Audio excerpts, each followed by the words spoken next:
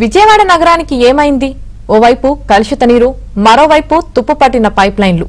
మొన్న గుంటూరు, ఇవాళ విజయవాడలో కలుషిత నీరు తాగి ప్రజలు భారీ మూల్యం చెల్లించుకుంటున్నారు. ప్రజల ప్రాణాలు పోతున్నా అధికారులు మాత్రం చోద్యం చూస్తున్నారు. అధికారుల అలసత్వం కారణంగా ఇప్పటి వరకు 5గురు మృతి చెందగా అనేక మంది వాంతులు, విరేచనాలతో ఆసుపత్రుల్లో చికిత్స పొందుతున్నారు. నీటి సమస్యపై ఎన్నిసార్లు ఫిర్యాదు చేసినా పట్టించుకోని అధికారులు ఇప్పుడు నష్ట నివారణ చర్యలు చేపడితే ప్రయోజనం ఏంటని స్థానికులు ఆగ్రహం వ్యక్తం చేస్తున్నారు.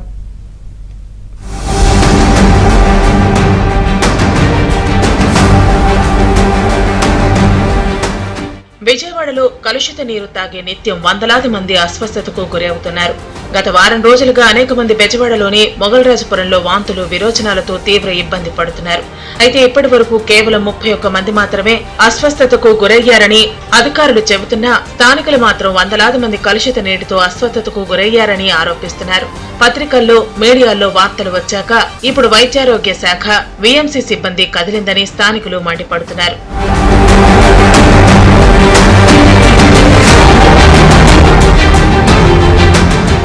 కలుషిత నీటితోనే తన భర్త దుర్గారావు చనిపోయారని ఆవేదన వ్యక్తం చేసింది భార్య నాగమణి. అయితే ఫిట్స్ వచ్చి చనిపోయినట్లు కమిషనర్ చెప్పడం సరికాదన్నారు. అధికారుల నిర్లక్ష్యం కారణంగానే ఇంటి పెద్దను కోల్పోవాల్సి వచ్చిందన్నారు. తమ కుటుంబాన్ని ప్రభుత్వం ఆదుకోవాలని కన్నీరు పెట్టుకున్నారు. మొగల్రాజపురం ఏరియాలో పదే నీటి కలుషితం ఉందని ఎన్నిసార్లు కంప్లైంట్ ఇచ్చినా ఎవరూ పట్టించుకోలేదన్నారు. ఇదే ప్రాంతంలో తన భర్తతో పాటు మరో 4 ఈ కలుషిత నీటిని తాగి మృతి చెందారని గుర్తు చేశారు. మా ఆయన మీద ఆ నిందేతో మా ఆయన మీద పాపం పుండు భగవంతుడు తెలియాలి. ఆయన పిడుసులో తెలియదు. మేము పెళ్ళై 15 సంవత్సరాలు అయింది. ఆయనకి ఎంతవరకు పిడుసులు వస్తావు నేను ఎరగలేదు. అయినా కానీ టాబ్లెట్లు వస్తున్నాయి, అయినా సరే అయినా రాలేదని పిడుసులు ఆయనకి. పాపం పుండు భగవంతుడు తెలియాలి. ఈ నిందేస్తున్నారు, ఎందుకు వేస్తున్నారో మాకు అర్థం కావట్లేదు. ఎందుకండి మా మీద ఇలా నిందలేస్తున్నారు? ఆయన అవుటోడు మొన్నటి దాకా పార్టీ లాట్లు అట్లా తిరిగాడు మా ఆయన గారు. అన్నీ చేసి వచ్చాడు మా ఆయన గారు. శనివారం కూడా తిరిగాడు. ఆయనకి ఏ జబ్బు లేదు. మమ్మల్ని ఏ న్యాయం చేస్తారో ప్రభుత్వం మాకు న్యాయం చేయాలి. నా కొడుక్కి నాకు అండగా ఎవరూ లేరు. నాకు ప్రభుత్వమే చేయాలి. ఎందుకు ప్రభుత్వం మమ్మల్ని ఎట్లా అన్యాయం చేయాలని చూస్తున్నారు? నేల వల్ల కారణం. నేల వల్ల మా ఆయన కూడా శుభ్రంగా తిని చక్కగా తిరిగాడు.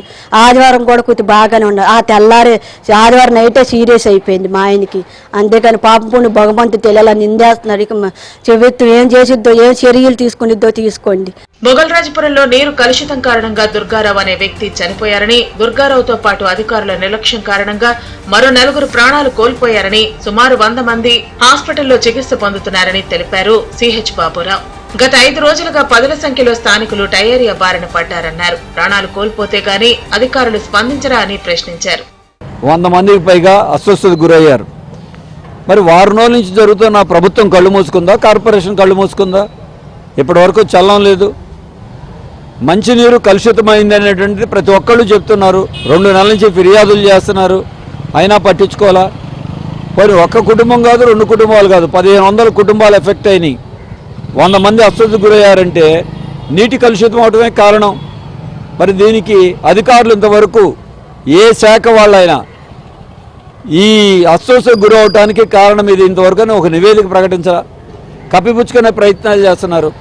నగరంలో ఇబ్బందులు ఉన్న చోట నీటి నమూనాలు ఇప్పటికే సేకరించామని జిల్లా వైద్య ఆరోగ్య శాఖ అధికారి సుహాసిని తెలిపారు. మొగల్రాజపురం ఏరియాలో వివిధ కాలనీల్లో వీఎంసీ, వైద్యారోగ్య సిబ్బంది సందర్శించి ఇంటింటి సర్వే నిర్వహించామన్నారు.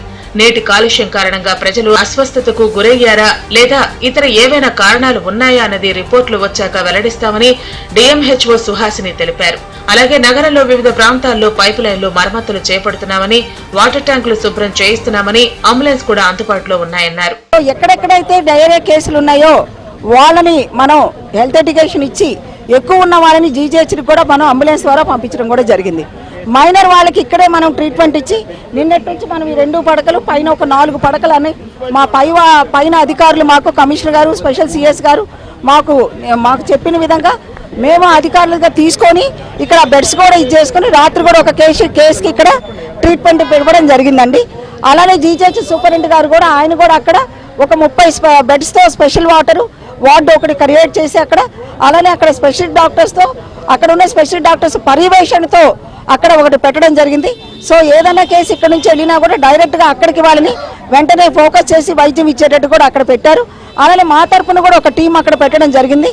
ఎస్పీఎం డిపార్ట్మెంట్ నుంచి ర్యాపిడ్ రెస్పాన్స్ టీము, అలాగే మనకి స్టేట్ దగ్గర నుంచి అడిషనల్ డైరెక్టర్ గారు, జాయింట్ డైరెక్టర్ గారు, ఎపిడమిక్ టీము, ఐడిఎస్పీ టీము అందరూ కూడా వచ్చి వాళ్ళు కూడా సర్వేలెన్స్ అనేది చేశారు. ప్రతి వేసవిలో కలుషిత నీరు సమస్య తలెత్తడం 2 రోజులు అధికారులు హడావిడి చేయడం సాధారణమైందే.